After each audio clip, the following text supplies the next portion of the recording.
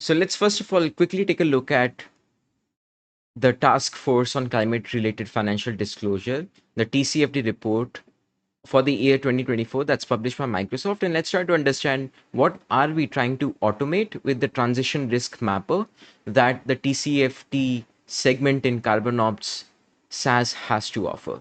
So when you're working with the transition risk, or let's keep it, let's start from the very scratch. Whenever you're building your TCFD compliant report, you need to include transition risk, physical risks, as well as climate related opportunities.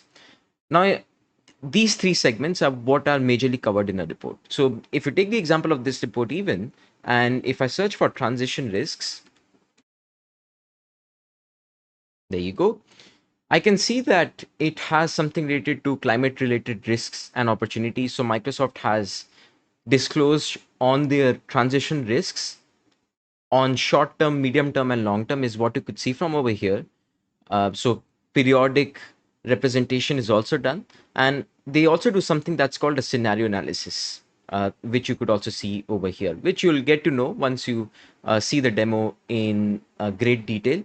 But the scenario analysis part is majorly concerned with physical risks, but we are right now concerned with transition risks. So if I even search in more detail, I could see that Microsoft has reported on transition risks that are related to their value chain, that is upstream, downstream processes, and their own activities, is what I could grab from here. Then they have also reported on downstream cloud service customer transition risk and opportunity assessment. There you go. This section that you see, and some water related risk and opportunities might be something related to transitioning to a zero liquid discharge kind of thing that they have created policies and frameworks for in place. So what are the transition risks related to those policies and frameworks, all of that stuff. And that's what we are trying to automate. We are trying to automate these disclosures, so that once you have your transition risk automated, your physical risk automated, and your climate related opportunities automated, you could as well go ahead and create your entire TCFD report. That's exactly what we're trying to automate with the transition risk part and the overall TCFD tooling in general. So with this video, we'll be exploring the transition risk part of TCFD analysis. So that's going to form video 3 of the entire tutorial series for exploring Carbon Ops audit compliance and ESG reporting tool in detail.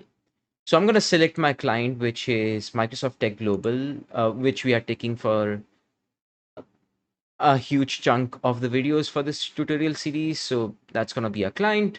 And to map these transition risks, the TCFD guidance document highlights that you need to map transition risk according to narratives, financial impacts, and all of those values in the technology sector, in the reputation sector, in the market sector, and then the legal and policy sector.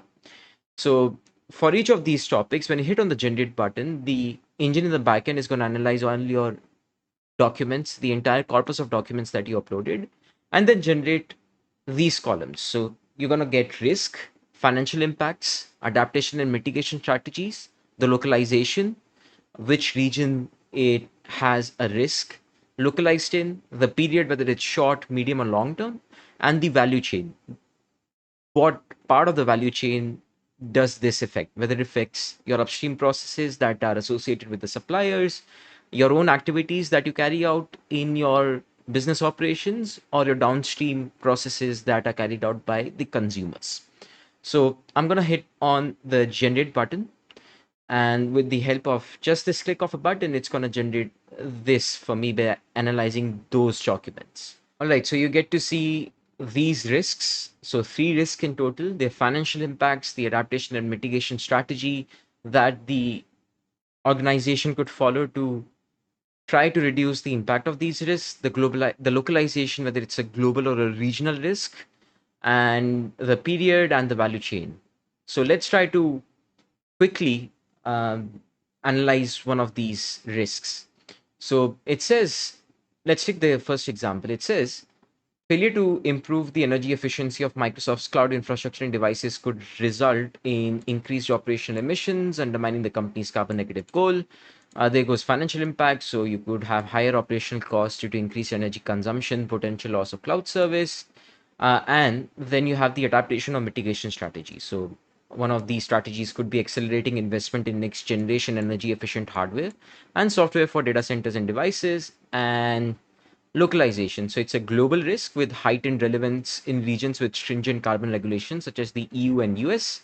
And there's the period reasoning. So it's uh, all of the above: short, medium, and long term risk. And if you click on view reasoning, it's also going to give you the reasoning.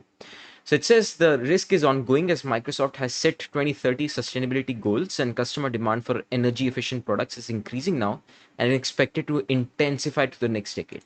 And that's the value chain. So if you so it's related to own activities and the downstream processes also. So if you click on view reasoning, it says own activities impacted through Microsoft's data center and device operations, whereas downstream is affected as customers increasingly require low carbon products and services to meet their own regulatory and sustainability targets. Awesome. So likewise, you have these two risks too, and there you go. The auditability and transparency that we're talking about, that Carbon Ops has to offer. So all of these 10 citations that point down to those documents that you uploaded, and there you go, with along with their confidence scores as well. Awesome. And likewise, you can generate these values for reputational risks, market risks, and legal and policy risks. And once you are done, if you want to save these risks to your database and then fetch them accordingly, if you like, you can click on the save button and it's going to save the risk for you. And then whenever in future you want to fetch back that value, you can select your client and click on fetch last saved entry for whatever topic you're trying to fetch those values from, and it's going to fetch them back from the database. That's pretty much it. And with the next video, we're going to cover physical risks for TCFD reporting.